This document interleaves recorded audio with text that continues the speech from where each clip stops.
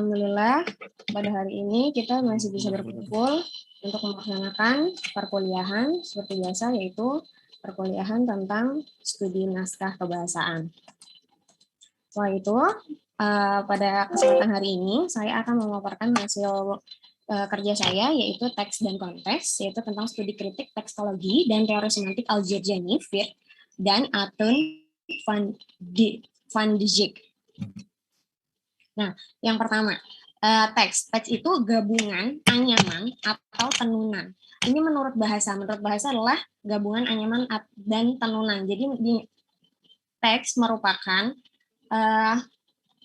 gabungan dari kata-kata, ide-ide, dan segala macam. Teks juga merupakan wujud bahasa. Bahasa diwujudkan melalui teks ini. Nah, teks itu juga bersifat abstrak. Kenapa dia bersifat abstrak? Karena teks itu merupakan ide-ide. Jadi, dia tidak konkret dan tidak bisa dipegang karena dia merupakan ide. Setelah itu, teks itu merupakan kandungan naskah. Jadi, naskah itu adalah tempat menulis dari teks. Nah, karena teks itu adanya di dalam naskah, jadinya kita sering menemukan naskah baru dengan teks yang lama. Jadi dengan ide-ide lama, tapi naskahnya baru. Setelah itu, menurut Behan, suatu teks terjadi karena beberapa kemungkinan. Yang pertama, aslinya teks itu hanya ada dalam ingatan pengarang, atau pembawa cerita, atau tukang cerita. Setelah itu, teks itu diturunkan kepada pembawa cerita atau tukang cerita itu kepada orang-orang lain. Jadi teks itu turun. Teks itu diturunkan seperti itu. Setelah itu, yang kedua, aslinya berupa teks tertulis yang masih memungkinkan berubah atau karena memerlukan kebebasan seni. Jadi ada kemungkinan aslinya teks itu disalin begitu saja dengan tambahan seperlunya. Tetapi ada kemungkinan lain ialah bahwa aslinya disalin, dipinjami, diwarisi, atau dicuri. Jadi banyak kemungkinan. Bisa juga memang aslinya itu merupakan teks tertulis. Setelah itu, aslinya merupakan teks yang tidak mengizinkan kebebasan dalam pembawaannya atau dalam penuturannya. Karena pengarang telah menentukan pilihan kata, urut-urutan kata, dan komposisi untuk memenuhi maksud tertentu. Yang ini aslinya merupakan teks tidak diizinkan. Sebenarnya semua teks itu memiliki hak cipta. Teks baru-baru ini yang berbentuk buku. Akan tetapi, penulis yang sudah memiliki hak cipta tersebut, ia tidak mengizinkan orang lain untuk memodifikasi teksnya. Seperti itu. Jadi ini poin yang ketiga, merupakan teks yang tidak diizinkan kebebasannya dalam pembawaannya. Setelah itu konteks. Konteks sebagai latar belakang pemahaman yang dimiliki penutur maupun lawan tutur, sehingga lawan tutur dapat membuat interpretasi mengenai apa yang dimaksud oleh penutur pada waktu membuat tuturan. Jadi konteks ini merupakan pengetahuan yang dimiliki oleh penuturnya dan mitra tuturnya, sehingga dalam proses komunikasi terjadinya sinkronasi. Jadi penutur dan lawan tutur bisa berkomunikasi dengan baik karena latar belakang pemahaman yang sama, karena mereka paham apa yang mereka omongin nih, kayak gitu. Jadi itu yang maksud dalam konteks. Nah, konteks itu dibagi menjadi dua. Yang pertama adalah konteks bahasa, yang kedua konteks non bahasa. Sebentar. Konteks bahasa. Konteks bahasa adalah makna yang dihasilkan dari penggunaan kata dalam suatu kalimat ketika tersusun dengan kata-kata lain yang menimbulkan makna khusus tertentu. Jadi, konteks bahasa itu makna dari kalimat itu sendiri. Makna dari teks itu sendiri, dari ide-ide itu sendiri. Jadi, makna yang dihasilkan dari penggunaan katanya. Itu makna dari bahasa. Sedangkan, makna dari konteks bahasa. Sedangkan, makna dari konteks non-bahasa. Konteks non-bahasa itu, konteks non-bahasa dikenal dengan istilah siyak al-hal, siyak al-maqam, dan siyak al-mauqif. istilah background atau al-hafiyah. Non bahasa dari percakapan atau teks yaitu sejumlah unsur-unsur non bahasa yang memberikan kesempurnaan makna bagi percakapan atau teks tersebut. Jadi bukan dari makna kata-katanya, merupakan dari luar kata-katanya. Nah, ini konteks non bahasa ini dibagi menjadi 3, yaitu emosional, situasi, dan budaya. Yang dimaksud konteks emosional atau al-siyaq al-atifi adalah kumpulan perasaan dan interaksi yang dikandung oleh makna kata-kata. Dan ini terkait dengan sikap pembicara dan situasi pembicaraan. Jadi ini adalah perasaan dan sikap pembicara. Setelah itu misalkan kata yakrohu dan yabghodu itu adalah sama-sama artinya itu membenci. Akan tetapi benci yang dikandung oleh kata yakrohu lebih kuat dibandingkan kata yang dimiliki oleh yabghodu. Seperti itu. Jadi itu adalah konteks emosional. Selanjutnya yaitu konteks situasi, yaitu siyaq al-mauqif. Konteks situasi yaitu makna yang berkaitan dengan waktu atau tempat berlangsungnya suatu pembicaraan. Jadi, makna ini berkaitan dengan waktunya, waktu dan keadaan sekitar, keadaan lingkungan sekitar. Ini yang dinamakan dengan konteks situasi. Setelah itu, yang terakhir ada konteks budaya. Konteks budaya atau al-siyaq as-saqafi. Konteks budaya merupakan keseluruhan makna yang memungkinkan bermakna dalam budaya tertentu. Dalam konteks kebudayaan, penutur dan penulis menggunakan bahasa dalam banyak konteks atau situasi khusus. Nah, dalam konteks budaya ini biasanya dipengaruhi oleh tempat tinggal sang penutur. Seperti misalkan kita tinggal di Indonesia, pasti tahu banyak tentang budaya-budaya yang ada di Indonesia seperti itu.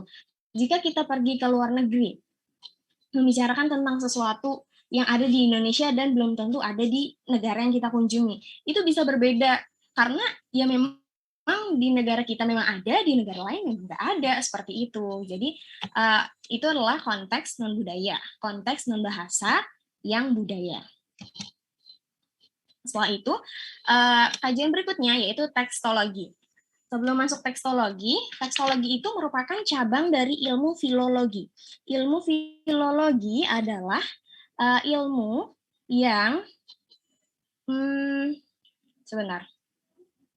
ilmu filologi adalah ilmu tentang analisis kata. Ilmu filologi adalah ilmu yang menganalisis teks dan naskah. Nah, setelah itu dari filologi itu dibagi menjadi 2, yaitu tekstologi dan kadikologi. Nah, tekstologi ini meneliti tentang teks yang berupa ide-ide, dan kadikologi ini yang meneliti tentang naskah. Naskah itu bisa seluk-beluk naskahnya, bahan naskahnya, umur naskahnya, dan tempat penulisan. Tadi kan kita sudah belajar ya teks dan naskah. Teks itu berupa ide, naskah itu tempat menulis teks, bisa tempatnya, bisa berupa buku. Tekstologi yang mempelajari seluk-beluk teks, yaitu meliputi penjelmaan dan penurunan teks sebuah karya sastra, penafsiran, dan pemahaman. Jadi tentang seluk-beluk teksnya, penjelmaan dan penurunannya, teks penurunan sebuah karya sastra, penafsiran, dan pemahamannya. Dalam penjelmaan dan penurunannya, teks dapat dibedakan dalam 3 macam, yaitu teks lisan, teks tulis, dan teks cetakan. Teks lisan. Teks ini dalam tradisi lisan dituturkan secara turun-temurun melalui lisan dari mulut ke mulut. Biasanya ini berupa legenda dan berita burung, seperti itu. Dan teks tulis, naskah ini biasanya ditulis dalam huruf daerah dengan bahasa daerah lokal tertentu. Teks cetakan, teks ini dikenal setelah ditemukannya mesin cetak. Setelah itu,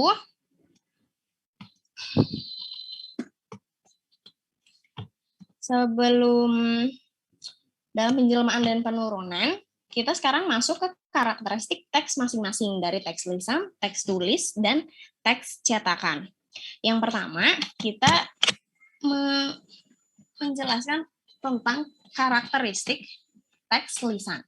Karakteristik teks lisan yang pertama itu tidak memiliki kestabilan. Setiap teks lisan yang diturunkan selalu terkait dengan konteksnya, yang meliputi pendengar, berbagai macam suasana baik yang dimiliki oleh pendengar maupun pengarang dan penceritanya. Kondisi ini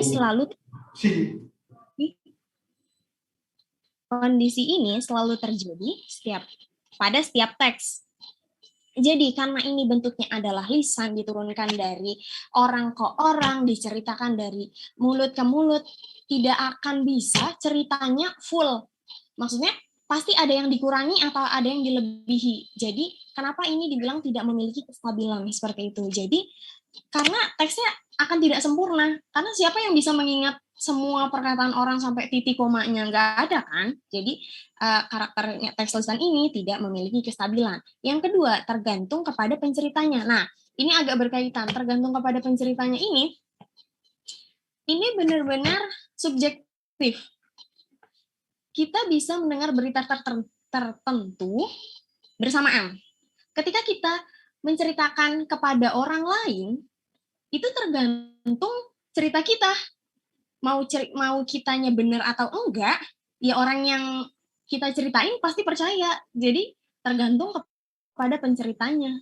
Bagaimana sang pencerita itu menceritakan halnya kepada lawan tuturnya, seperti itu. Umur teks lisan terbatas karena dia tidak ditulis, tidak diabadikan, melainkan cuma diingat, seperti itu. Jadi pasti terbatas, pasti nggak ada yang ingat, apalagi nggak penting, seperti itu. Walaupun penting pun, ya karena hanya diingat, nggak akan bisa bertahan lama, seperti itu.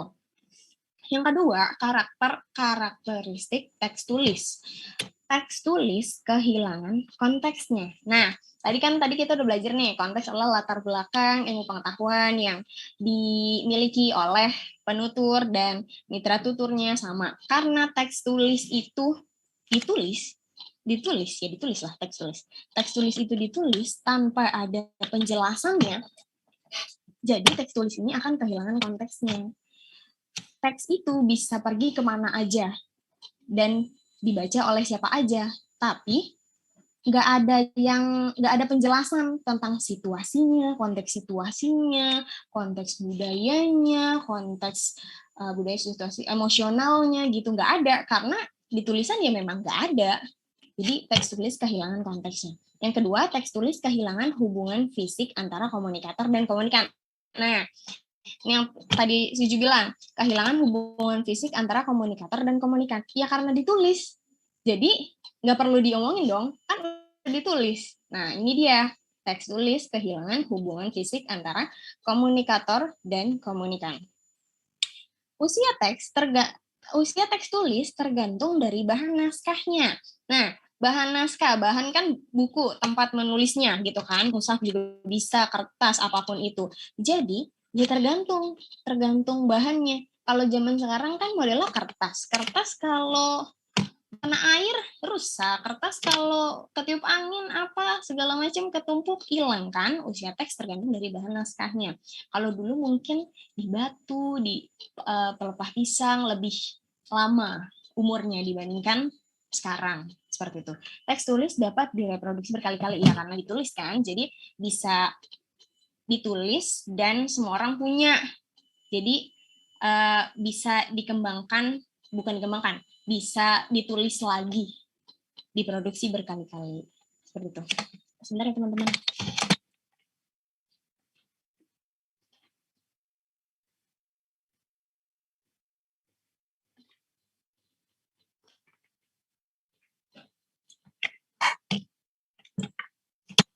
Sekarang karakteristik teks cetak. Karena dia dicetak dengan mesin cetak, usianya lebih panjang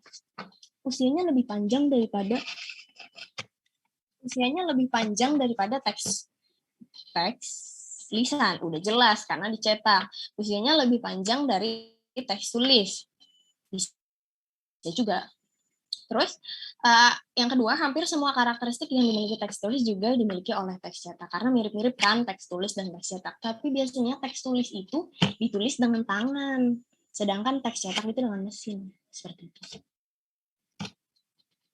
Setelah itu, ini adalah penelitian teks. Penelitian teks ini ada 10.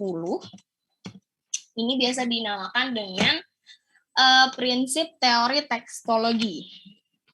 Yang pertama, yaitu sebentar. Yang pertama adalah penelitian teks berusaha menyelidiki sejarah teks suatu karya. Salah satu penerapan praktis penelitian ini adalah suntingan teks. Penelitian teks ialah agar peneliti selalu berusaha menyelidiki sejarah teks suatu karya, dan salah satu penerapan praktisnya adalah suntingan teks. Menyunting sebuah teks berarti mempersiapkan teks agar layak untuk diterbitkan sehingga dapat dibaca oleh setiap orang serta dapat dipahami maknanya. Jadi, teks itu disunting, dipersiapkan agar teks itu diterbitkan dan dapat dibaca oleh orang lain, oleh khalayak ramai. Yang kedua, pertama-tama penelitian teks, baru kemudian penerbitannya. Ini adalah penegasan dari poin yang pertama. Meskipun penerbitan dapat dilakukan sebelum melakukan penelitian teks, namun seandainya hal tersebut dilakukan, menimbulkan banyak permasalahan jelas, karena memang harus diteliti dulu dong teksnya, idenya, sumbernya, pengembangannya, baru diterbitin. Nggak bisa dong dibalik, masa diterbitin dulu tapi teksnya nggak ada, nggak mungkin. Terus yang ketiga, edisi teks harus menggambarkan sejarahnya.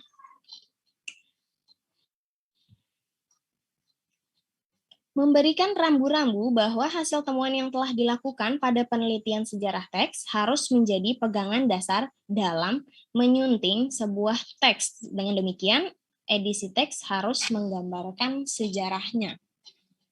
Oke. Yang nomor 4, penelitian teks harus disertai dengan penjelasan. Setelah itu, data-data atau kesaksian perubahan teks yang dilakukan secara sadar, secara ideologis, estetik, psikologi, dan sebagainya harus diberi prioritas atas data perubahan teks yang mekanis, kesalahan yang tidak disengaja oleh penyalin. Oke. Penelitian terhadap perubahan teks yang secara sadar karena alasan-alasan tersebut diprioritaskan daripada perubahan karena kesalahan mekanik. Oke. Secara sadar. Oke. Jadi, perubahan-perubahan yang secara ideologis, estetik, psikologi, dan sebagainya, dan sebagainya ini, yang ideologi, estetik, dan psikologi ini harus didahulukan. Jadi, jika terjadi teksnya dicetak ulang dan terjadi perubahan di ideologi, estetik, atau psikologi, ini perubahan isi ya pastinya, itu harus diprioritaskan daripada kesalahan yang tidak disengaja oleh penyalin. Kalau kesalahan yang tidak disengaja oleh penyalin itu, pasti kesalahannya tidak begitu banyak. Ya, kalau sudah kesalahannya meliputi ideologi, estetik, dan psikologi, itu kan sudah mempengaruhi isi dari teks tersebut. Jadi udah pasti melenceng jauh dibandingin kesalahan yang nggak sengaja, bisa juga tipe, bisa juga nggak sama, bukan nggak mirip ya, beda-beda dikit gitu. Kalau yang perbedaan ideologi, estetik, psikologi itu kan udah pasti beda kan isinya. Terus teks perlu diteliti secara keseluruhan. Oke. Teks perlu diteliti secara keseluruhan, artinya di samping di dalam teks berisi berbagai macam hasil kebudayaan, di luar teks juga memuat data-data kesaksian dari teks tersebut. Jadi tidak kalah kompleksnya dengan isi teksnya, sistem tingkah laku maupun nilai budaya. Jadi dari teks itu nggak cuma teksnya aja, melainkan ada sistem tingkah laku maupun nilai budaya. Ini sepertinya konteks non bahasa karena masuknya situasi dan budaya. Setelah itu ada bahan penyerta teks, konvoi, kolofon, dan lain-lain. Suatu karya sastra dalam satu kumpulan kodeks perlu diteliti. Penyerta teks adalah salah satu data atau kesaksian yang dapat memberikan petunjuk tentang eksistensi teks tersebut. Jadi di dalam teksnya itu terdapat bahan penyertanya. Menurut pemahaman Suci di sini adalah bahan penyerta teks bisa juga lampiran atau footnote. Karena ini adalah penyertanya. Jadi dalam teks itu ada bahan-bahan lain yang dimasukkan sebagai bahan penyerta teksnya. Setelah itu, nomor 8. Perlu diteliti bayangan sejarah teks sebuah karya dalam monumen sastra lain. Perlunya penelitian terhadap bayangan sejarah teks sebuah karya sastra dalam monumen sastra lain. Dalam sastra Melayu sering dijumpai sebuah karya sastra atau bagian dari karya sastra disebutkan dalam karya sastra lain dengan tujuan untuk menguatkan cerita atau untuk mengaitkan cerita baru dengan cerita yang telah lebih dahulu ada. Ini itu waktu itu kita pernah belajar Suci juga yang presentasi tentang interteks. Interteks itu adalah hubungan antara teks yang satu dengan teks yang lain, hubungannya. Jadi tidak ada teks yang berdiri sendiri. Suatu teks itu pasti dipengaruhi oleh teks lain. Nah, teks kita nomor berapa ya? Nomor 8. Perlu diteliti bayangan sejarah teks, ya kan? Nah, teks yang lama, teks yang menjadi sandaran disebut teks hipogram. Dan teks yang baru disebut teks transformasi. Jadi teks itu tidak ada yang berdiri sendiri, karena kan bayangan sejarah teks sebuah karya dalam monumen sastra lain. Jadi karya baru tuh pasti di dalam karya baru pasti ada karya-karya lama yang diambil seperti itu. Nomor 9, pekerjaan sang penyalin dan kegiatan skriptoria masing-masing perlu diteliti. Pekerjaan sang penyalin, oke. Jika masih ditemukan para penyalin berikut dengan kegiatan terutama yang berkaitan dengan teks yang sedang diteliti, maka para penyalin berikut dengan kegiatannya tersebut perlu diteliti.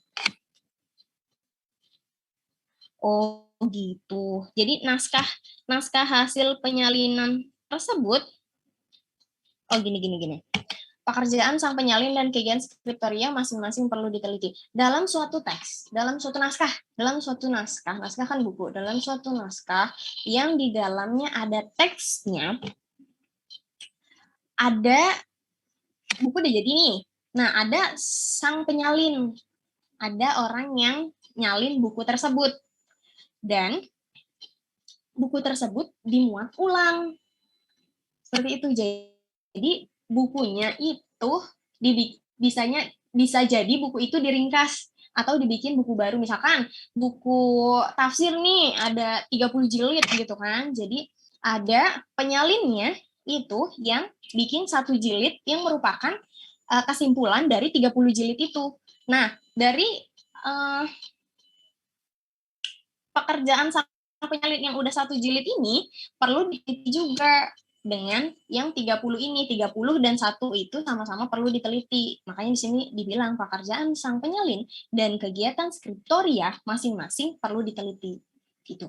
Nomor 10 atau yang terakhir, rekonstruksi suatu teks tidak dapat menggantikan teks yang diturunkan secara faktual. Jadi teks rekonstruksi adalah teks yang dibuat baru, menyerupai teks aslinya. Tidak dapat menggantikan teks yang diturunkan secara faktual, secara sebenarnya. Jadi teks yang dibuat oleh orang lain dengan merekonstruksi teks yang sebelumnya, itu nggak akan sama teksnya sama teks yang dimiliki oleh penulisnya. Jadi misalkan penulis buku nih,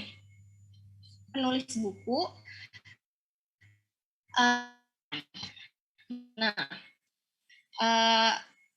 kan si murid ini punya dong teks faktualnya karena dia diturunkan secara sah, dan dibandingkan sama orang yang rekonstruksi teks itu pasti nggak akan sama karena yang satu bahasanya karena yang satu ilegal, yang satu legal, seperti itu. Semantik ini prolog sebelum masuk semantik menurut Al-Jurjani dan Teun A. Van Dijk gitu. Jadi semantik adalah salah satu cabang linguistik yang mempelajari tentang makna. Segalanya yang tentang makna itu ada di semantik. Yang pertama, teori semantik Al-Jurjani.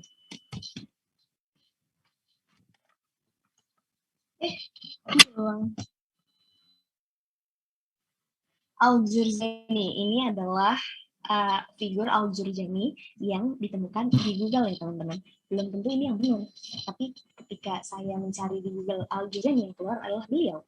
Nama asli Al-Jurjani adalah bisa lebih dipercepat sedikit karena waktunya ya, dan dipersingkat, dipercepat dan Abu Bakar Abdul Al-Qahir bin Abdul Ar-Rahman bin Muhammad Al-Jurjani. Ini adalah nama lengkapnya. Jurjani ini lahir pada abad ke-11 dan wafat pada tahun 471 di Georgia. Dia adalah ahli fikih, ahli nahwu, dan ahli balaghah. Beliau berguru hanya kepada dua guru, yaitu Abu Al-Husain Muhammad bin Husain bin Muhammad bin Hasan Al-Abdul Al-Warid Al-Farisi An-Nawawi. Setelah itu, nama satu orang. Setelah itu, guru lainnya yaitu Al-Qadi Ali bin Abdul Al-Jurjani. Setelah itu, kesadaran akan pentingnya disiplin tata bahasa tersebut menjadikan Al-Jurjani salah seorang dari tokoh sastrawan besar di zamannya.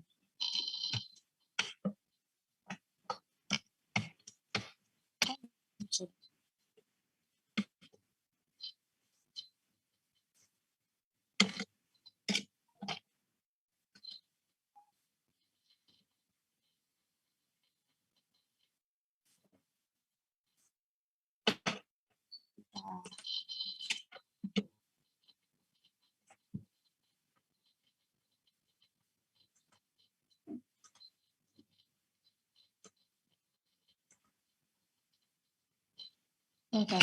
Dalam bukunya, Al-Ijaz menyatakan bahwa konteks sangat berpermakna. Beliau menyatakan bahwasanya kata-kata tunggal tidak dibuat untuk diketahui maknanya secara mandiri, melainkan kata tersebut disusun dan dirangkai satu sama lain sehingga diketahui manfaatnya. Setelah itu, penjelasan Al-Jurjani terkait nahwu salah satunya membahas tentang al-awamil minal huruf. Amil-amil berupa huruf pertama yang merofakkan dan menasobkan. 6 amil yang menasobkan kata sebelum rofa yaitu la, alla, laita, ka'anna, lakinna, anna, dan ini. Misalkan pada teks inna zaidan muntalikun, tidak boleh didahulukan kata yang dibaca rofa. Jadi kalau tadinya kan zaidun, karena ketambahan inna jadi inna zaidan, nggak bisa inna zaidun muntalikon, seperti itu. Jadi Al-Jurjani ini mengatakan bahwa kata itu tidak berdiri sendiri, melainkan digabungkan dengan kata lain sehingga memiliki makna baru. Seperti itu. Teori semantik Firth yang kedua. Nama aslinya yaitu John Rupert Firth, yaitu dia adalah ahli linguistik Inggris, teori analisis arti dan persajakan kontekstual. Menurutnya, arti haruslah menjadi inti studi linguistik. Dia mendapatkan gelar master di Universitas Leeds pada tahun 1913. Ia juga mengajar di Punjab University College London. Dan yang teori yang terkenal yaitu teori fonologi prosodi. Makna menurut Wirth adalah hubungan antara satu unsur dengan konteks unsur itu berada pada tingkatan yang sama. Makna dalam tiap kalimat terdiri dari 5 dimensi, yaitu hubungan tiap fonem dengan konteks fonetiknya, hubungan kata-kata satu sama lain dengan dalam kalimat, hubungan morfem pada satu kata dengan morfem yang sama. Pada kata lain, klaim hubungannya dengan kata itu. Jenis kalimat klaim, bagaimana kalimat itu digolongkan, dan hubungan kalimat dengan konteks situasi. Fonologi prosodi adalah suatu cara untuk menentukan makna pada tataran fonetis. Fonologi prosodi terdiri dari satu satuan fonematis, yaitu unsur-unsur segmental. Unsur-unsurnya apa? Yaitu konsonan dan vokal, serta satuan-satuan prosodi berupa ciri atau sifat struktur yang lebih panjang daripada suatu segmen tunggal. Jadi menurut Wirth itu ada juga dia kolokasi. Kolokasi itu ada gramatikal, adalah gabungan kata yang terdiri atas kata dominan. Misalnya nomina, adjektif, verba, dan kata depan. Contohnya bisa bersama dengan, terdiri atas, dan bergantung pada. Sedangkan kolokasi leksikal merupakan gabungan kata terdiri atas nomina, verba, adjektiva, dan adverbia. Kita tidak mengatakan membuat kesimpulan, tapi menarik kesimpulan. Bukan menanak beras, akan tapi menanak nasi. Seperti itu.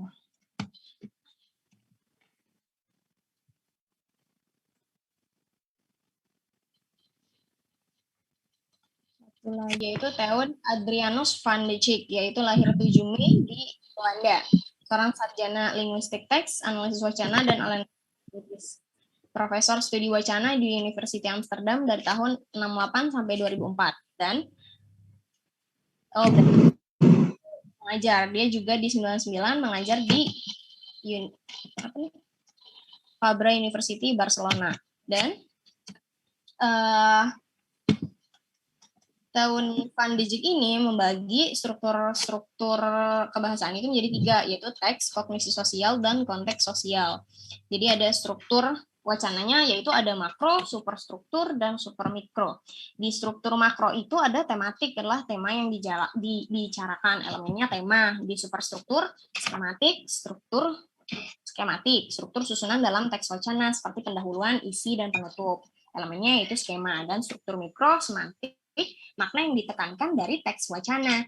Nah, elemennya apa aja? Ada latar, detil, maksud, dan peranggapan. Yang sintaksis, bentuk kalimat yang digunakan, elemennya bentuk kalimat, koherensi, dan kata ganti. Stilistika, pilihan kata yang dipakai pada teks wacana, yaitu leksikon. Yang terakhir itu adalah retoris atau penekanan, grafis, metafora, dan ekspresi. Nah, ini adalah slide terakhir yang menjelaskan tentang semantik nih di struktur mikro, makna yang ditekankan dari teks wacana yaitu latar, detil, maksud, dan peranggapan. Oke, latar ini isi berita yang dapat mempengaruhi makna yang ingin disampaikan. Terus setelah itu ada detil, elemen wacana berhubungan dengan kontrol informasi seseorang yang ingin ditampilkan. Jadi ini yang dinamakan dengan detil. Selanjutnya itu ada maksud, adalah informasi yang merugikan, diuraikan secara tersamar dan implisit. Peranggapan, pernyataan yang dipandang tidak perlu dinyatakan. Seperti itu. Terima kasih teman-teman atas perhatiannya.